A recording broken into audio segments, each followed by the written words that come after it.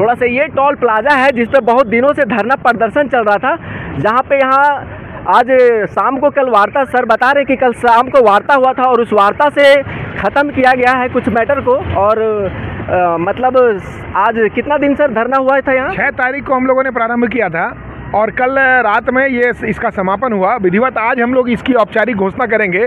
अभी और सारे जो भी हमारे साथी जिसमें जो इन्होंने इसमें भागीदारी अपना सुनिश्चित किया था, सारे पदाधिकारियों की अभी एक समीक्षा बैठक है। उस बैठक के बाद हम लोग भोजन वगैरह करेंगे साथ में, उसके बाद फिर इसकी औपचारिक घोषणा करेंगे। लेकिन ये तय हो चुका है 3 से 4 बजे के बीच में वार्ता रखा गया है और सारे नेतागण आएंगे, उनसे भी हम कुछ जानकारियाँ लेंगे। यहाँ बहुत मैं नेताजी को धन्यवाद देना चाहता हूँ कि बहुत अहम जानकारी दिया। मैं लोगों तक पहुँचाने का काम करूंगा कि इस टोल प्लाजा से लोगों को क्या फायदा मिला और क्या मतलब आने वाला समय में क्या लिखित ले लिया गया। इसकी एक लिखित दस्तावेज बनी है और मैं आपको और थोड़ा इसमें और ब्रीफ कर दूं। इस बात को समझिए ताकि आपके माध्यम से लोग और जान पाएं। हाँ सर, थोड़ा सा इधर। पहला क्या है कि अगर आपकी गाड़ी झारखंड माने JH 12 नंबर की है, यस सर, तो वो तो परमिटेड है ही। Yes sir. यदि आप किसी दूसरे राज्य या दूसरे जिला से भी कोई गाड़ी लेकर आए हैं और वो गाड़ी इस JH 12 से बाहर की है, लेकिन आपके पास रजिस्ट्रेशन कार्ड है, आपके पास आधार कार्ड है कि आप इस क्षेत्र के हैं, तो उसको दिखा करके टोल से आपको उसका लाभ मिलेगा। चलिए, ये अहम जानकारी, ये बहुत अहम जानकारी था कि अगर आपका यहाँ का नंबर है, नंबर बाहर का भी, अगर आप यहाँ के अगर आधार कार्ड भी दिखा के आप अपना टोल प्लाजा का जो टैक्स है उसको आप बचा सकते हैं। और कुछ अहम जानकारी है सर? नहीं, अभी तत्काल जो बातें हुई हम लोग इतना ही है, हमारा विषय भी इतना ही था। हमारी विषयों को इनके द्वारा मान लिया गया है। आगे और कोई परिस्थिति बनेगी तो उसके हिसाब से रणनीति बनेगा, फिर उसके हिसाब से संघर्ष रहेगा। चलिए, बहुत बहुत धन्यवाद सुरेंद्र भाई। आपको भी धन्यवाद भाई कि आप लोगों ने इस तरह से इस बात को पटल पर ले गया, लोगों तक पहुँचाया। चलिए, बहुत बहुत धन्यवाद देना। नमस्कार, पंचायत चौपाल से मैं अरविंद कुमार आज पहुँचा हूँ मदनगुंडी के टोल प्लाजा पे। यहाँ बहुत दिनों से धरना प्रदर्शन पे बहुत से अधिकारी बैठे हुए थे, बहुत से नेतागण आए और लोगों को यहाँ जो परेशानियाँ थी और उसको सुलझाने का प्रयास किया गया।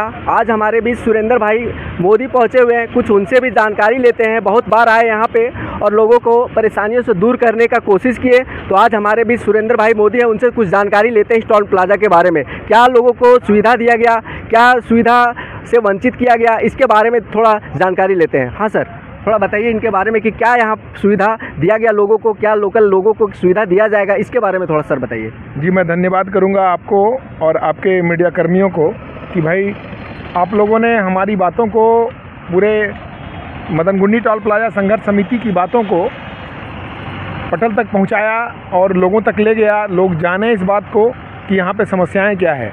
अव्वल तो ये टोल प्लाजा ही गलत है, सबसे पहले तो ये समझना पड़ेगा। चूँकि माननीय परिवहन मंत्री नितिन गडकरी जी का जो स्टेटमेंट है कि 60 किलोमीटर के बाद ही दूसरा टोल प्लाजा होगा, तो पहले तो ये उसकी अर्हता को ही पूरा नहीं करता है। दूसरा क्या है, यहाँ पे सर्विस रोड नहीं बनाया गया है। तीसरी बड़ी समस्या क्या है कि जगन्नाथ जैन कॉलेज तक ये सड़क बनी हुई है। उसके बाद वो आपका जो नवादा जिला का अगला टोल प्लाजा है, बिहार में जो पड़ जाता है, जी रजौली में, तो रजौली टोल प्लाजा तक का ये बनना था। उस समय NH-31 इसका नाम था, बाद में इसका नामकरण NH-20 कर दिया गया सर। तो इस पर ऐसे ही बहुत सारे प्रश्न चिन्ह लगे हुए हैं और ये टोल प्लाजा ही गलत है, अवैध है, इसको तो पहले समझना पड़ेगा। तो इस पर भी लड़ाई हमारी आगे जारी रहेगी। फिलहाल जब तक कि इसकी वैधता की बात ना आए तब तक हम लोगों ने जो यहाँ पे संघर्ष और धरना प्रदर्शन किया था, इस संबंध में कल हमारी टोल प्लाजा के प्रबंधक और उसके GM से हम लोग की बात हुई थी।